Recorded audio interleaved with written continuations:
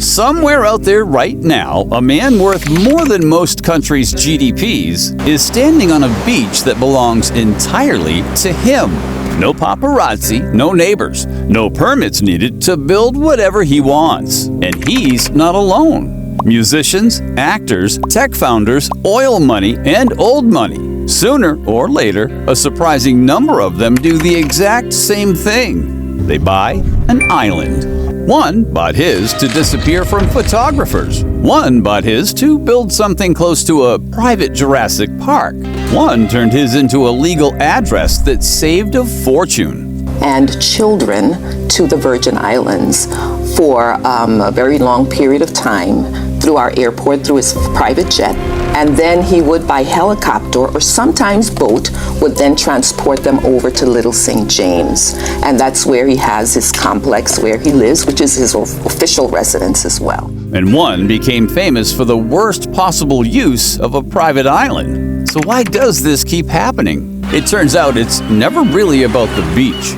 Here are the stories behind some of the most famous islands ever owned and the real reasons each one was bought. 7 islands, 7 reasons. Counting down to the one that changed how the world thinks about private islands forever.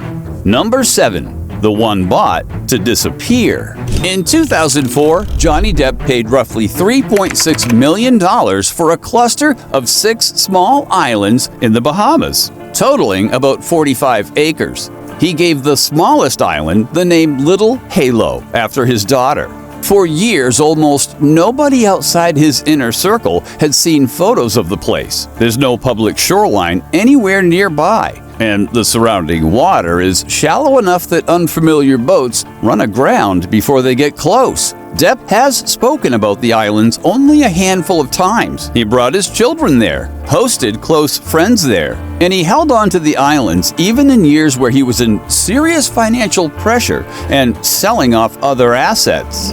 Well, it's less like we flew out to the Bahamas to his island. He was selling the yacht to J.K. Rowling, and he wanted to kind of have a goodbye.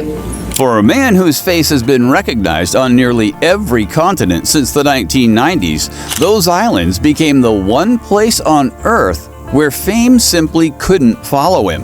Decades before Depp, Marlon Brando made almost the identical move. I was giving him some fresh water. I'm afraid he'll die without it. You'll give no one water without my permission. Take that ladle below. While filming Mutiny on the Bounty in 1962, he fell for a tiny atoll near Tahiti called Tetiaroa, 13 islets wrapped around a lagoon. No airstrip, no roads. And in 1966, he bought the whole thing. Over the following decades, he returned again and again, sometimes staying for months, cutting himself off from Hollywood at the exact peak time of his fame. He grew his own food there, studied the coconut crabs living on the reef, and let marine researchers use the atoll for legitimate scientific work. After his death in 2004, his estate turned part of Tetiaroa into an ultra-luxury eco-resort called the Brando, which still operates today. An unusual second life for a place he originally bought just to vanish. Number 6. The one bought to build a world. In 2005, Leonardo DiCaprio bought Blackador Cay, a 104-acre island off the coast of Belize. He bought it for about $1.75 million. DiCaprio and Amazon's founder Jeff Bezos are announcing the Phoenix Species Project, a $200 million fund to bring some of the most endangered species on the planet back from the brink. Here's Carter Evans. His plan wasn't a private hideaway. He partnered with environmental architects and the founder of Restoration Hardware to design a regenerative resort, solar-powered villas, restored mangrove forests, and a coral nursery planted offshore to help rebuild a reef that had already been damaged by decades of storms and tourism. The project dragged on far longer than anyone expected. Permits, hurricanes, and design overhauls pushed the opening back more than a decade past his original timeline. The island finally opened to guests in the 2020s under the name Blackador Cay, a purist island built close to the way DiCaprio described it back in 2005. That's what makes the story worth telling. Owning the whole thing outright let a stalled environmental project survive years of setbacks that normal ownership might not have endured.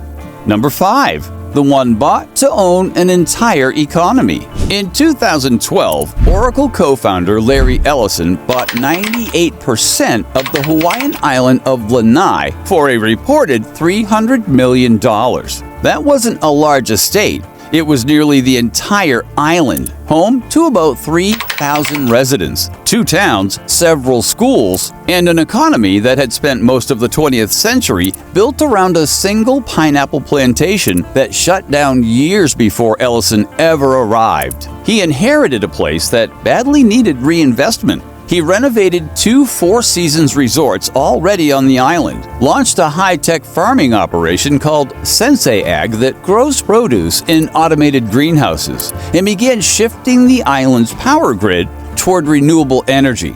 Longtime residents had mixed reactions. Some welcomed the money after decades of stagnation. Others were uneasy about a single billionaire holding nearly every lease, every job, and every acre of land they'd lived on for generations. Whatever the local opinion, the purchase made Ellison something almost nobody else on this list became: the landlord of an entire working community. Number 4. The one bought as a lifelong project. Richard Branson bought Necker Island in the British Virgin Islands in 1978. He bought it for about £180,000. He built a plantation-style estate on it, and unlike most people on this list, opened it up. Necker has hosted former President Barack Obama, the founders of Google, members of the European royal family, and dozens of celebrities over the decades. In September of 2017, Hurricane Irma tore through the Caribbean and destroyed the island's main house, while Branson and his guests sheltered underground in a wine cellar. He rebuilt almost immediately, later calling it one of the more frightening nights of his life. The island has become a recurring part of his own public story, used for business meetings, celebrity gatherings, and the occasional publicity stunt, including footage of him kite surfing across the water the same week his companies were making headlines for entirely different reasons. Number 3. The one bought to save a fortune. Not every move like this involves buying land at all. Sometimes the island itself is the destination. In 2012, Facebook co-founder Eduardo Saverin renounced his U.S. citizenship and became a permanent resident of Singapore, an island city-state with no capital gains tax. The timing raised eyebrows immediately. Facebook's IPO was just weeks away, and the move meant Saverin avoided a substantial U.S. tax bill on the enormous gains his shares were about to post. He denied that taxes were his primary motivation, saying he'd already been living and working in Singapore for years. Congress didn't buy it. Lawmakers introduced legislation nicknamed the Expatriate Act, specifically in response, aimed at penalizing wealthy Americans who renounced citizenship to dodge taxes. The bill never passed, and Saverin's move was completely legal. His case became the most famous example of a much broader pattern. Island nations across the Caribbean, St. Kitts, Nevis, Dominica, Antigua, and Barbuda, among others. They run programs that grant residency or citizenship in exchange for an investment, often starting around $200,000 in real estate or a government fund. Many of these nations charge no tax at all on income earned outside the country. It's completely legal, used regularly by wealthy individuals and companies restructuring where their income gets taxed. And it's worth separating clearly from tax evasion, which is a crime. That is why a private island purchase in a small, low-tax nation sometimes has less to do with the view and more to do with the paperwork that comes attached to it. Number 2. the ones given away.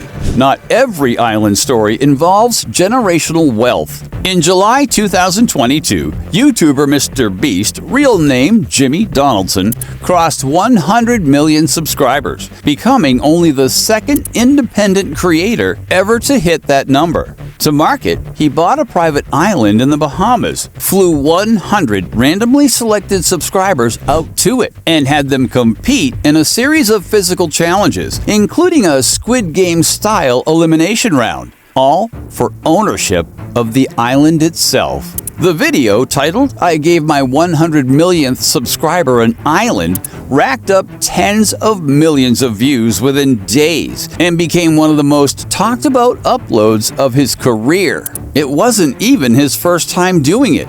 2 years earlier, in 2020, one of his own team members won a roughly $700,000 island in the Bahamas in an earlier giveaway video, complete with a 3-bedroom house and a staff to maintain it. That's what makes both stunts notable. They invert everything else on this list. Every other person here bought an island to get away from public attention. MrBeast used the idea of owning one to generate as much public attention as possible, turning something that used to be exclusively available to oil tycoons and movie stars into a prize that a random subscriber could actually win. Number 1. The one that became infamous. Every story so far involves someone using an island to relax, build, connect, or save money. This last one is different, and it's the reason the topic of private islands carries a darker undertone for a lot of people today. In 1998, Jeffrey Epstein purchased Little St. James, a roughly 70-acre island in the U.S. Virgin Islands. Over the following 2 decades, it became one of the central locations in the crimes that led to his arrest in 2019 for federal sex trafficking charges. Investigators describe a property built almost entirely around controlling access. There was no public dock. A private airstrip was nearby. Security cameras were positioned throughout the grounds, and staff were bound by strict confidentiality agreements. Residents on the neighboring island of St. Thomas had reportedly nicknamed it Pedophile Island. It was a grim, open secret long before the legal system caught up with it. After Epstein died in federal custody in August of 2019, the island became the subject of continued investigations, a wrongful death settlement, and years of ongoing reporting into who had visited the property and what they may have known. Most of those questions remain the subject of active public debate and continuing investigation rather than settled fact. And this isn't the place to speculate on names beyond what's already a matter of public criminal record. What the story does make painfully clear is this: the exact features that make an island valuable for privacy, no public access, no oversight, no accidental witnesses, they are the same features that let one of the most prolific predators in American history operate for years before anyone stopped him. 7 islands, 7 very different reasons. A place to disappear from the cameras entirely. An unfinished environmental project turned into a decades-long obsession. An entire economy inherited overnight. A private paradise rebuilt after a hurricane and opened to the world instead of closed off from it. A citizenship strategy hidden behind an ocean view. Ownership handed out as a prize to a stranger on the internet. And in the worst case, a hiding place for something no one should have ever been able to hide. An island is, in the end, just land surrounded by water. What gives it power is what removing the rest of the world allows someone to become. Sometimes the best version of themselves. Sometimes, as history has shown, the very worst.